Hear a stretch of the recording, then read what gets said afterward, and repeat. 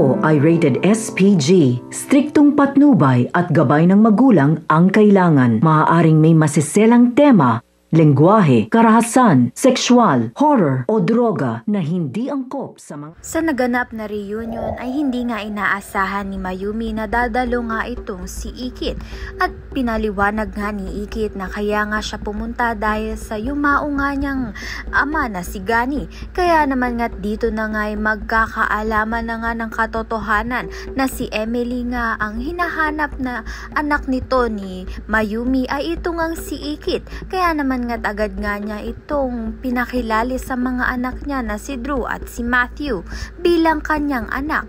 Ngayon ngay malalaman nga natin kung may pagpapatuloy pa nga ni Ikit ang pagmamahalan nga nila nito ni Drew o kaya nito ni Matthew dahil nga sa napag-alaman na nila ang katotohanan na magkakapatid nga pala silang tatlo. Samantalang masaya naman nga ang ninong ni Ikit dahil sa wakas ay magkikita na nga ang tunay na mag-ina at magkakaroon na nga ng katuwang sa buhay itong si Ikit dahil nga nandyan na nga ang kanyang ina na si Mayumi. Samantalang nakakulong na nga itong si Angela at critical pa rin nga ang lagay nito ni Soraya at hindi na nga sila makakalaya pa dahil hinatulan na nga sila ng panghabang buhay na pagkakakulong. Kaya naman nga yan at iba pa ang dapat natin pakaabangan. Maraming salamat sa iyong panonood.